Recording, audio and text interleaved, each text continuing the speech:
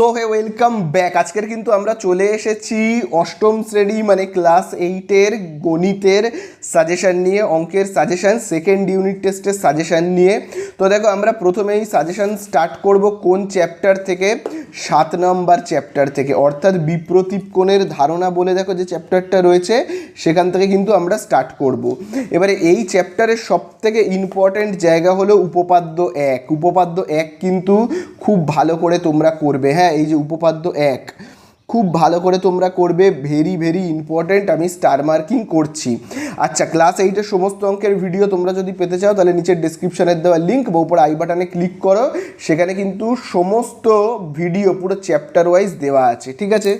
তো দেখো এবারে আমরা চলে আসবো কোষে দেখি 7.1-এ আসবো, ঠিক আছে? 7.1-এ তোমরা দেখো এইগুলো একটু ভালো করে তোমরা করবে।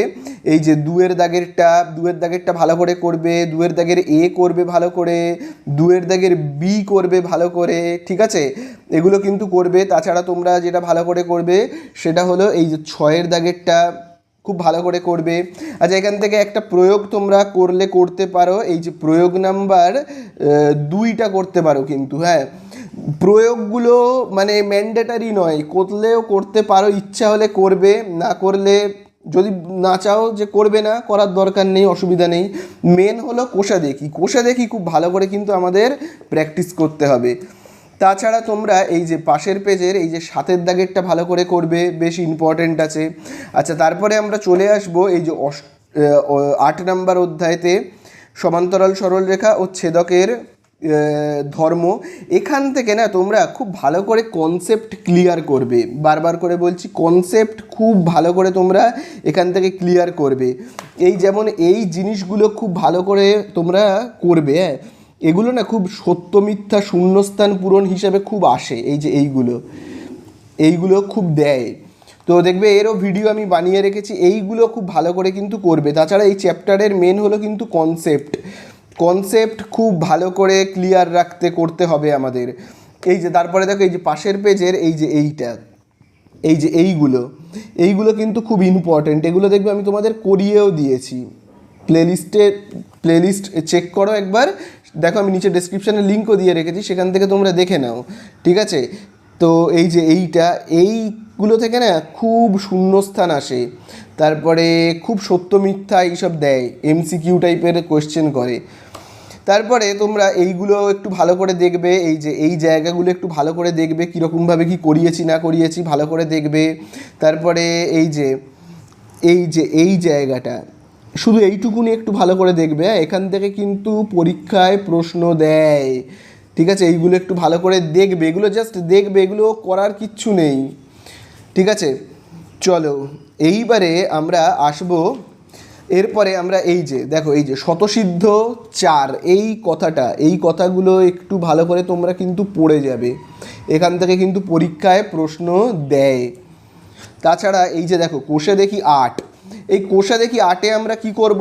এই দিকে এসো, কোষা দেখি 8-এর এই জায়গাগুলো কিন্তু খুব ইম্পর্টেন্ট। এই যে তোমার 3-এর দাগের এই যে ABC এগুলো খুব ভালো করে কিন্তু তোমরা করবে। হ্যাঁ, 4-এর দাগেরগুলো খুব ভালো করে তোমরা এগুলো প্র্যাকটিস করবে, এখান থেকে কিন্তু খুব পরীক্ষায় দেয়। আচ্ছা, 5-এর দাগে দেখো, এবারে 5-এর দাগে এই যে 5-এর দাগের 1 2 3 ভালো করে দেখবে, 6-এর দাগের 7-এর দাগের এগুলো সব ইম্পর্টেন্ট, 6-এর দাগ 7-এর দাগ, ঠিক আছে? 7-এর দাগটা অতও ইম্পর্টেন্ট নয়, 6-এর দাগেরটা ভালো করে দেখবে কিন্তু তোমরা। তো এই গেল।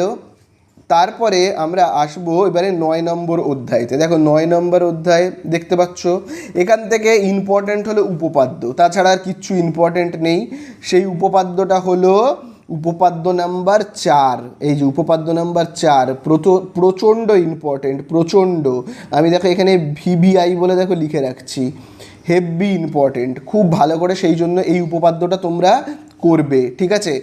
আচ্ছা, তারপরে চলে এসো পাশের পেজে উপপাদ্য নাম্বার 6-তে, খুব ইম্পর্ট্যান্ট। এই উপপাদ্যগুলো আমি তোমাদের বুঝিয়েও দিয়েছি কিন্তু, ঠিক আছে? এগুলো আমি কিন্তু তোমাদের বুঝিয়েও দিয়েছি, করিয়েও দিয়েছি। এই যে এই উপপাদ্যটাও খুব ইম্পর্ট্যান্ট, দেখো আমি এখানে VBI বলে দেখো লিখে রাখছি, খুব ভালো করে কিন্তু উপপাদ্য নাম্বার 6 করবে। এখান থেকে প্রয়োগ করার দরকার নেই, ক্লাস 8-এ প্রয়োগ অত দেয় না, ঠিক আছে? ক্লাস 8-এ মেন যেগুলো দেয় সেগুলো কোষে দেখি থেকেই দেয়। এবারে আমরা চলে আসবো 10 নম্বর অধ্যায় ত্রৈরাশিক। আসবো কোষে দেখি 10.1-এ। 10.1 অতটাও ইম্পর্টেন্ট নয়, তবে শুধু এই অঙ্কটা ভালো করে করবে, 5-এর দাগেরটা। এই 5-এর দাগেরটা কিন্তু হামেশাই পরীক্ষায় একটু দিয়ে দেয়, ঠিক আছে? 5-এর দাগেরটা আর 6-এর দাগেরটা, এই দুটো একটু ভালো করে তোমরা করে রাখবে, ঠিক আছে? চলো, আসল ইম্পর্টেন্ট জায়গা তো হলো 10.2, আসল জায়গা তো হলো এইটা। এই 10.2 হলো সবচেয়ে ইম্পর্টেন্ট।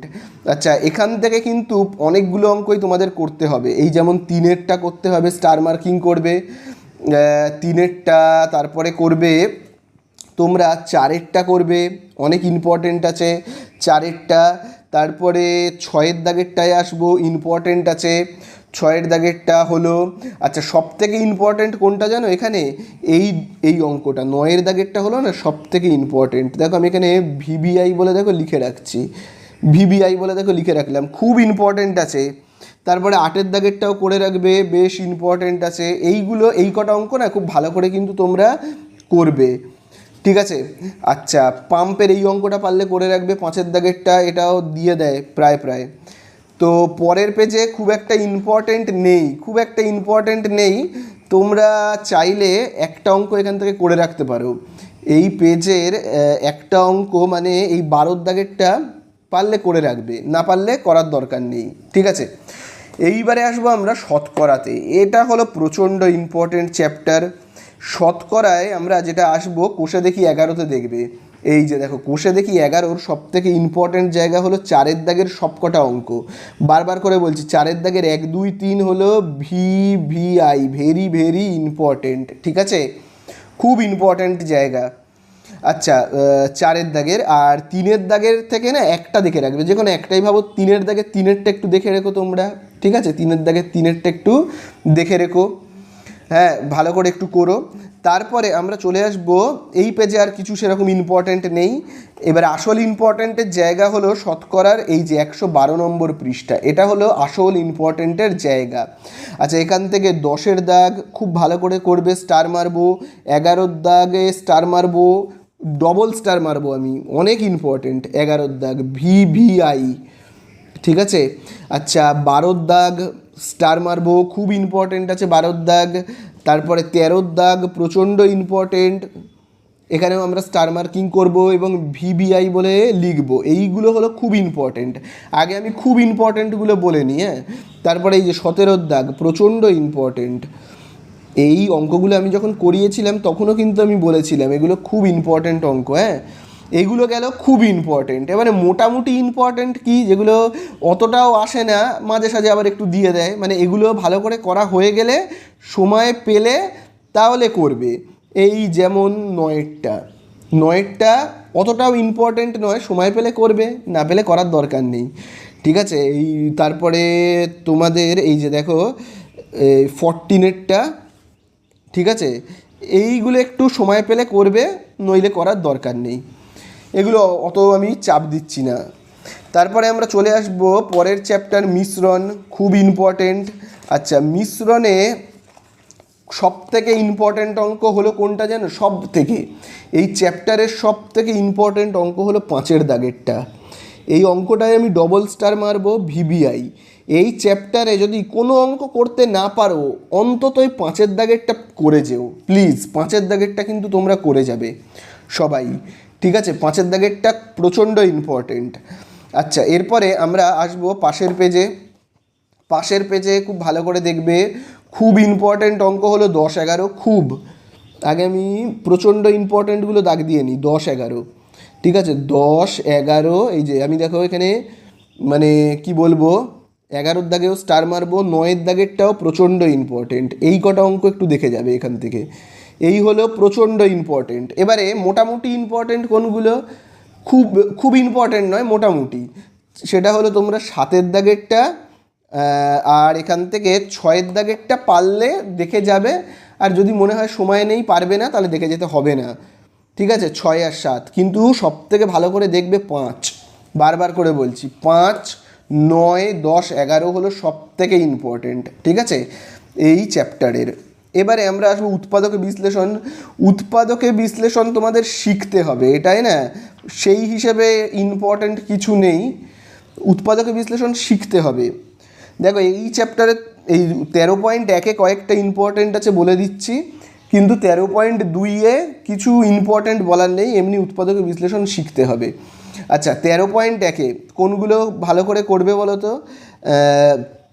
দেখো এখান থেকে তোমরা করবে যেটা, সেটা হলো 2-এর দাগের এই যে 9-এরটা ভালো করে করবে, 2-এর দাগের 9-এরটা, ঠিক আছে, 2-এর দাগের 9 করবে, 10 করবে, এই যে 2-এর দাগের 10-এরটা করবে, 2-এর দাগের 11-টা করবে, 2-এর দাগের 12টা করবে, ঠিক আছে, 2-এর দাগের 13 করবে, 2-এর দাগের 14 করবে, এগুলো ভালো করে করবে, ঠিক আছে। তারপরে এই যে 15টা করবে, এবং এই যে এইটা করবে, এইটা এবং এইটা, এই লাস্টের কয়েকটা অঙ্ক না একটু ভালো করে কিন্তু তোমরা করবে।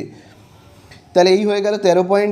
13.2 থেকে আমি কিছু বলবো না, কারণ এখানে সবকটা উৎপাদকে বিশ্লেষণ, কি বলবো আর এখান থেকে, উৎপাদকে বিশ্লেষণ ভালো করে দেখবে, আর কিছু বলার নেই এখান থেকে। যদি পারো এইটা একটু দেখে যেও, এই যে এইটা এগুলো একটু অন্য টাইপের অঙ্ক, তো একটু দেখে যেও, ঠিক আছে। এই যে 1-এর দাগের এই অঙ্কটা একটু দেখে যাবে, একটু অন্য টাইপের অঙ্ক যেহেতু। আচ্ছা এরপরে 14-এও সেরকম কিন্তু কিছুই বলার নেই। দেখো 14 নম্বর যেটা চ্যাপ্টার রয়েছে না, বীজগাণিতিক সংখ্যামালার লসাগু গসাগু, এখানেও বিশেষ কিন্তু কিছু বলার নেই।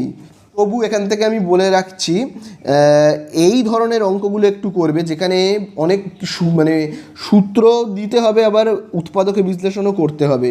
এই যেমন 3-এর দাগের এইটা করবে, ঠিক আছে, 3-এর দাগের 5-এরটা করবে, 8-এরটা করবে, হ্যাঁ, তারপরে 3-এর দাগের পারলে 4-এরটা করবে, 3-এর দাগের 4 করবে, এগুলো একটু ভালো করে দেখবে। এখান থেকে ইম্পর্ট্যান্ট বলাটা খুব টাফ আর কি। তারপরে এখানে দেখো গসাগু আর লসাগু দুটোই করতে বলেছে, তো তোমরা 5-এর দাগের 1-এরটা করবে, এটা বেশ আসে, আমি দেখেছি পরীক্ষায়, ঠিক আছে। তারপরে 3-এরটা করবে, এটাও বেশ আসে, হ্যাঁ। তারপরে এইটা করবে, 3-এর দাগের 2-এরটা করবে, তো এইগুলো একটু ভালো করে কিন্তু তোমরা দেখবে। হ্যাঁ, তাছাড়া আরেকটা ইম্পর্ট্যান্ট অঙ্ক এখান থেকে বলে যাই, সেটা হলো 3-এর দাগের এই 9-এরটা একটু ভালো করে কিন্তু দেখবে, এই 9-এর দাগেরটা, 3-এর দাগের 9। এবারে আমরা আসবো বীজগাণিতিক সংখ্যামালার সরলীকরণ, এই চ্যাপ্টারটায় আমরা এবারে আসবো। এই চ্যাপ্টার থেকে কিন্তু কয়েকটা খুব ইম্পর্ট্যান্ট অঙ্ক আছে, খুব ভালো করে দেখবে, এটা খুব ইম্পর্ট্যান্ট একটা চ্যাপ্টার। তো এখানে দেখো 1 আর 2 থেকে খুব একটা ইম্পর্ট্যান্ট কিছু থাকে না। 1 আর 2 থেকে 2-এর দাগের শুধু এই একটা ইম্পর্ট্যান্ট আছে, করলেও করতে পারো, না করলে না করতে পারো। সব থেকে ইম্পর্ট্যান্ট হলো 3-এর দাগের 6, প্রচণ্ড ইম্পর্ট্যান্ট, প্রচণ্ড, এখানে আমি মানে ভিবিআই বলে লিখবো, ঠিক আছে, প্রচণ্ড ইম্পর্ট্যান্ট জায়গা। 7 খুব ইম্পর্ট্যান্ট, ঠিক আছে, এখানে আমি দেখো স্টার মার্কিং করে দিলাম। তারপরে 8 প্রচণ্ড ইম্পর্ট্যান্ট, 8 প্রচণ্ড, আমি পাশে এখানে ভিবিআই বলে লিখব, ঠিক আছে। 9-এরটা অতটাও ইম্পর্ট্যান্ট নয়, পারলে দেখবে, না পারলে দেখবে না। 10-এরটা কিন্তু প্রচণ্ড ইম্পর্ট্যান্ট, স্টার মার্কিং করব, ভিবিআই বলে লিখলাম, ঠিক আছে। আচ্ছা, এবং সর্বশেষে আমরা চলে আসব 13-র দাগে, এটাও কিন্তু প্রচণ্ড ইম্পর্ট্যান্ট, ভিবিআই বলে লিখব, ঠিক আছে। তাহলে এই পেজের তোমরা বুঝতে পারলে 142 পেজের। চলে আসবো এবার 16 নম্বর অধ্যায়, ত্রিভুজের কোণ ও বাহুর মধ্যে সম্পর্ক যাচাই। এখানে সবথেকে ইম্পর্ট্যান্ট হলো উপপাদ্য। উপপাদ্য এই যে 7 নম্বর, এই যে এই উপপাদ্যটা খুব ভালো করে করবে, এই যে এই উপপাদ্যটা, ঠিক আছে, এই উপপাদ্যটা খুব ইম্পর্ট্যান্ট আছে, আমি এখানে ভিবিআই বলে দেখো লিখে রাখছি, উপপাদ্য খুব ইম্পর্ট্যান্ট। তো এই উপপাদ্য তোমরা এখানে করবে।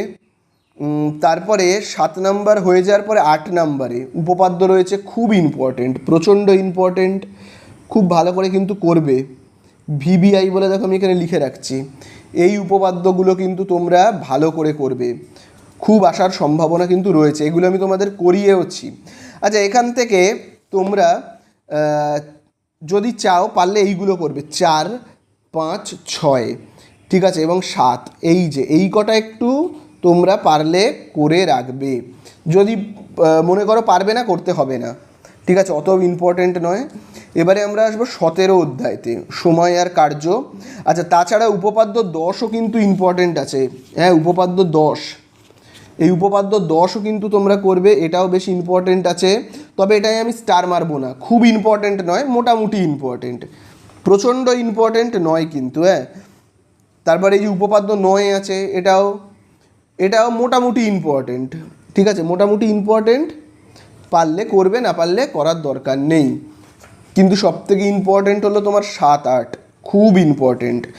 এবারে আমরা আসবো সময় কার্যতে।